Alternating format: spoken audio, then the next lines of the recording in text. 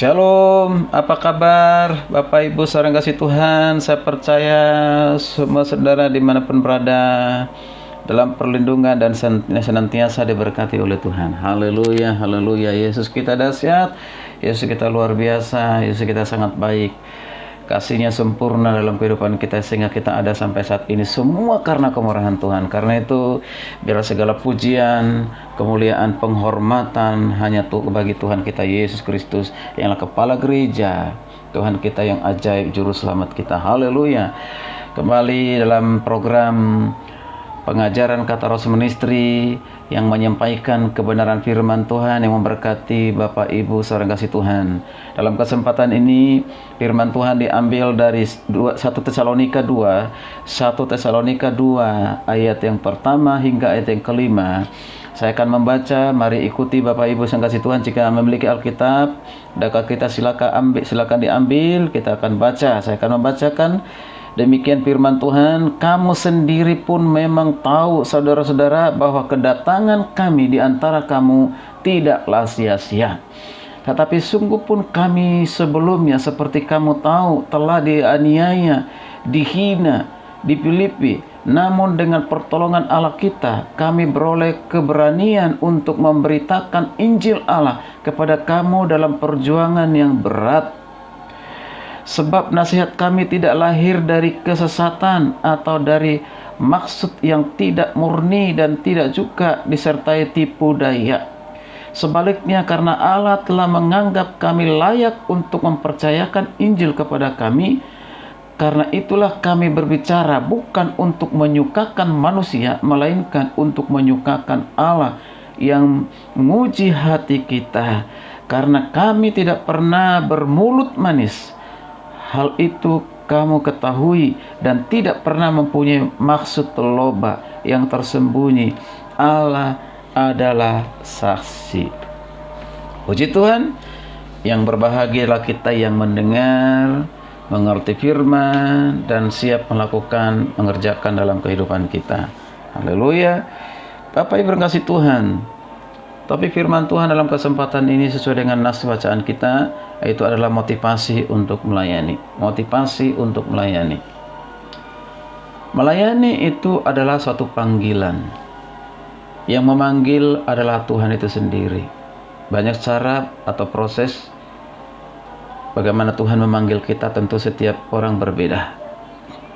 Tapi yang pasti panggilan itu adalah datangnya dari Tuhan.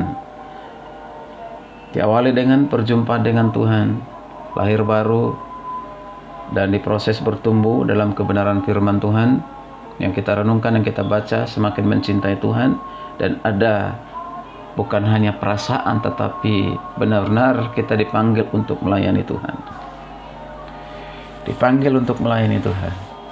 Mungkin melayani sebagai gembala sidang, sebagai penginjil, sebagai guru agama Kristen, atau pengerja, atau yang lainnya.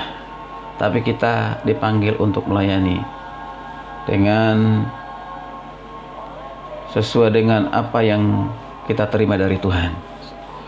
Baik, Bapak Ibu kasih Tuhan, kalau kita melayani tentu tidak selalu berjalan dengan mulus. Bisa ada prasangka buruk, tuduhan palsu, bahkan difitnah. Ya, itu tidak bisa kita hindari. Ya, itu bagian yang tidak dapat dihindari. Jadi demikian juga Rasul Paulus ketika melayani di Tesalonika, ada beberapa jemaat yang berprasangka buruk terhadap Paulus beserta rekan-rekannya atau rekan sekerjanya. Misalnya itu ada rekan pelayanannya, ada Silwanus dan Timotius, ya. Itu di Tesalonika 1 ayat 11 nanti bisa dibaca. Jadi melalui surat 1 Tesalonika 2 ayat 1 sampai 12 yang situ kita baca tadi ayat 1 sampai 5. Di sini Rasul Paulus berupaya untuk menjelaskan perihal keberadaan mereka dalam melayani Tuhan. Mengapa mereka melayani Tuhan? Apa motivasinya untuk melayani Tuhan? Nah, demikian juga apa motivasi kita untuk melayani Tuhan? Nah, di sini nampaknya Rasul Paulus merasa perlu melakukan pembelaan untuk mengklarifikasi kenyataan yang sebenarnya. Nah, di dalam pembelaan Rasul Paulus menekankan perihal apa? Motivasi. Motivasi Paulus dan rekan-rekannya dalam melayani yaitu motivasi yang tulus. Motivasi yang tulus dalam melayani. Itu luar biasa. Maksudnya dari pembelaan itu bukan untuk membela diri, tetapi supaya jemaat dapat membuktikan pelayanan mereka yang layak untuk diteladani. Itu sebenarnya tujuannya. Ya, bukan untuk membanggakan diri, menonjolkan diri, tidak. Ya, menyampaikan ketulusan mereka untuk melayani supaya dapat diteladani oleh jemaat atau orang-orang yang dimenangkan dalam pelayanan. Bapak Ibu dikasih Tuhan, kita belajar dari Rasul Paulus motivasi dalam pelayanan. Bagaimana motivasi Paulus dan rekan-rekannya dalam melayani Tuhan? Ini penting. Saya akan menyampaikan ini tentu dengan berseri. Ya, motivasi melayani Tuhan itu penting sekali. Penting supaya kita benar-benar tulus dan motivasi yang murni dalam pelayanan. Jadi motivasi Paulus dan rekan-rekannya dalam melayani itu ada yang menjadi penekanannya, yaitu pertama itu karena ketulusan, nanti bisa dibaca ayat 1 sampai 5. Itu yang kedua dalam ayat 6 adalah untuk kemuliaan Tuhan. Lalu yang ketiga dia memotivasinya dalam melayani karena kasih Tuhan di ayat 7 sampai 8. Nah, ketiga hal ini akan kita perhatikan bersama-sama. Yang pertama itu adalah ketulusan. Yang sudah kita baca tadi di ayat 1 sampai 5. Di sana ada beberapa ungkapan yang dipakai dalam pembelaan Paulus yang menunjukkan motivasi yang tulus sebagai rasul, sebagai hamba Tuhan yang diutus oleh Kristus. Mari kita cermati. Ada istilah yaitu ungkapan dari maksud yang dikatakan maksud yang tidak murni dalam ayat ketiga.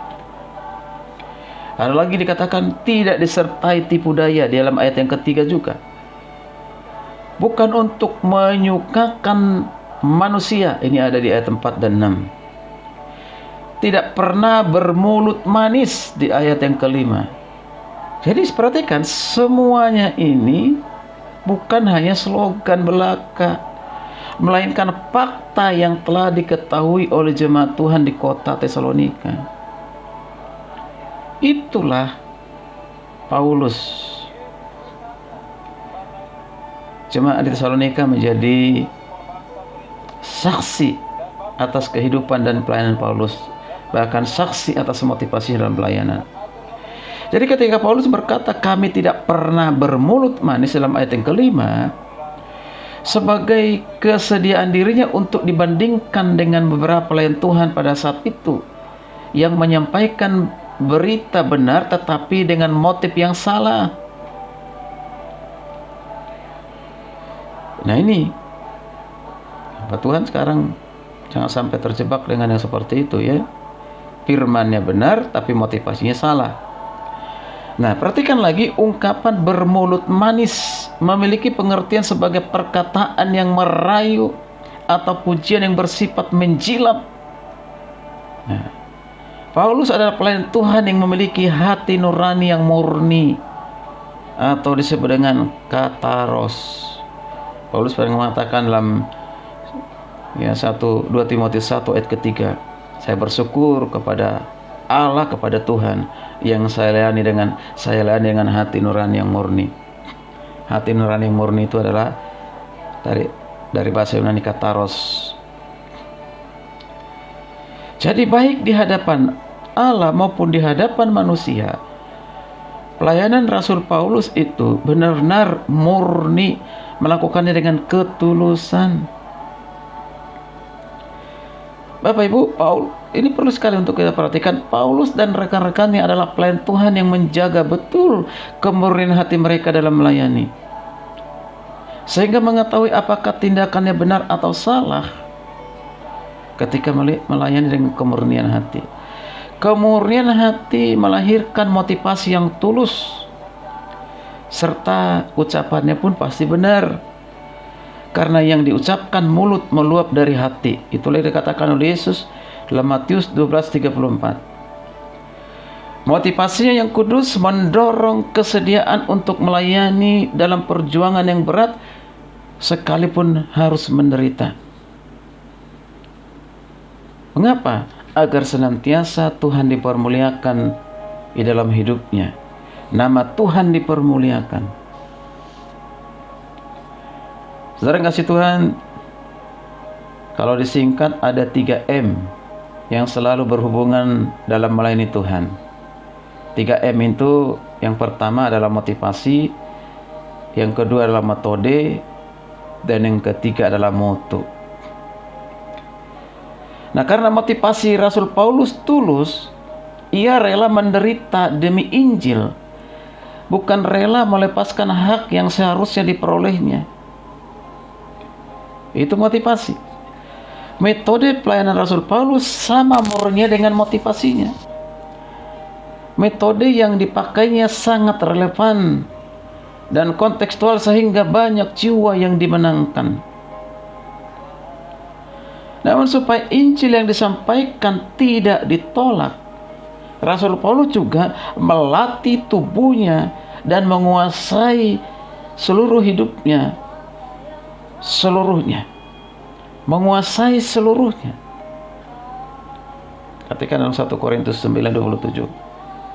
Jadi mutu pelayanan kian teruji karena ia juga menyampaikan Injil dengan kuasa Roh Kudus dan mempercayai kuasa Allah bekerja secara dahsyat dalam pelayanannya. Bila kita melayani dengan motivasi yang tulus, kita menggunakan metode yang benar, pasti menghasilkan mutu pelayanan yang terbaik. Sebaliknya, bila motivasi melayani tidak tulus tapi bulus, metode yang kita pakai secara otomatis pasti tidak benar, serta menghasilkan mutu pelayanan yang tidak ada kadarnya, bahkan mungkin tidak berdampak apa-apa. Seseorang pernah berkata demikian, bila dilakukan dengan tulus akan tulus, tapi bila bulus akan pupus. Berarti tulus itu identik dengan kudus, bulus identik dengan mampus. Waduh, luar biasa, ini ngeri. Makanya kita yang melayani Tuhan ini, motivasinya apa? Hari ini kita belajar motivasi dalam melayani itu seperti motivasi Rasul Paulus. Yang pertama, motivasi karena ketulusan, motivasi karena kemurnian hati. Marilah kita melayani Tuhan dengan motivasi ketulusan dan kemurnian hati. Itulah yang Tuhan kehendaki. Maka pasti pelayanan kita akan berdampak besar. Puji nama Tuhan, kiranya renungan ini menjadi berkat bagi kita semua. Topik firman Tuhan ini akan kita lanjutkan di renungan berikutnya. Shalom, Tuhan Yesus memberkati. Haleluya, haleluya.